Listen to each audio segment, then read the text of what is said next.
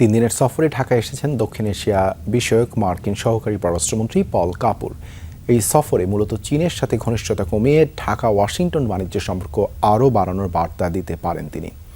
বিশ্লেষকরা বলছেন, ঢাকার কাছে অস্ত্র বিক্রির জন্য বহুল আলোচিত জিসোমিয়া ও আকসা নিয়েও কথা হতে পারে এই সফরে। পাশাপাশি চীনকে চাপে ফেলতে ঢাকা দিল্লি সম্পর্ক জোরদারের বার্তাও দিতে পারেন ট্রাম্প প্রশাসনের এই প্রভাবশালী কূটনীতিক। পল কাপুর যুক্তরাষ্ট্রের বহুল আলোচিত দক্ষিণ এশিয়া বিষয়ক সহকারী পররাষ্ট্রমন্ত্রী ডোনাল্ড নুর উত্তরসূরি। দিল্লি হয়ে আজ রাতে ঢাকায় পৌঁছেছেন তিনি। 3 দিনের সফরে পররাষ্ট্রমন্ত্রী ডক্টর খলিলুর রহমান, বিদ্যুৎ ও জ্বালানি মন্ত্রী ইকবাল হাসান মাহমুদ, বাণিজ্য মন্ত্রী খন্দকার আব্দুল মুক্তাদির এবং প্রধানমন্ত্রীর পররাষ্ট্র উপদেষ্টা হুমায়ুন কবিরের সাথে বৈঠক করবেন তিনি।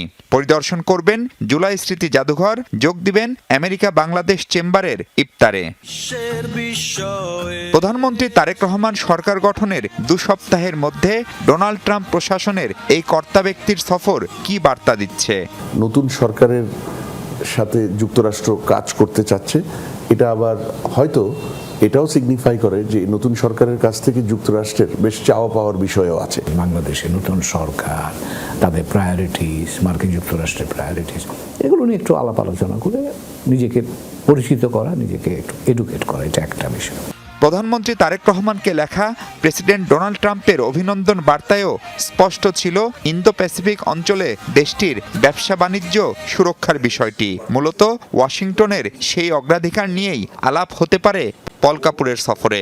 চায়না এবং আমেরিকার সম্পর্ক কিভাবে ব্যালেন্স করবে, এটা অত্যন্ত ঠান্ডা মাথায়, অত্যন্ত বিচক্ষণতার সাথে ঠিক করতে হবে। কারণ এখন দেখা যাচ্ছে যে এই বিষয়গুলো আর এখন ইগনোর করছে না কোনো পক্ষ, বিশেষ করে আমেরিকানরা। তারা যে দেশগুলোকে প্রতিদ্বন্দ্বী মনে করে, তাদের সাথে ইন্টারঅ্যাকশন অন্য দেশগুলো কতটুকু করতে পারবে, এটা কিন্তু এখন অত্যন্ত একটা জটিল পর্যায়ে চলে যাচ্ছে। চীনকে তারা ঠেকাতে চায়, সেখানে চীনের কাছ থেকে বাংলাদেশকে দূরে কিভাবে রাখা যায়, এটা একটা তাদের প্রায়োরিটি হবে।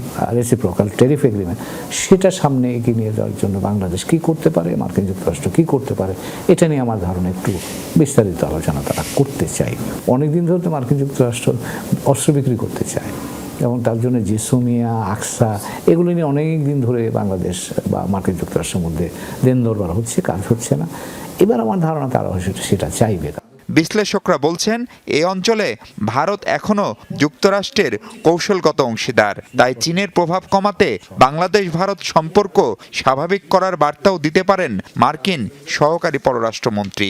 আমার কৌশলগতভাবে মনে হয় তারা চেষ্টা করবে বাংলাদেশকে ভারতের যত কাছাকাছি রাখতে পারে, তাহলে চীনের কাছ থেকে বাংলাদেশকে দূরে রাখা সম্ভব হবে। একটা ক্লিন আওয়ামী লীগ, তাদেরকে রাজনীতি করতে দেওয়া, সেই বিষয়ে হয়তো দিল্লির আগ্রহ থাকতেই পারে এবং দিল্লির মাধ্যমে হয়তো যুক্তরাষ্ট্র তারাও কিছু আইডিয়া এই বিষয়ে নিজেরা ক্যারি করতে পারে। তারা হয়তো সেই কিছু মেসেজ বা রিকোয়েস্ট, সেটা বাংলাদেশ সরকারকে দেওয়াটা খুব অস্বাভাবিক আমি মনে করব না। 3 দিনের সফর শেষে বৃহস্পতিবার ঢাকা ছাড়বেন মার্কিন এই নীতি নির্ধারক। কিভাবে তাদের সাথে কাজ করতে পারে, সেই জায়গাটাই বাংলাদেশের জন্য চ্যালেঞ্জ হবে। মাহফুজ মিশু, যমুনা নিউজ, ঢাকা।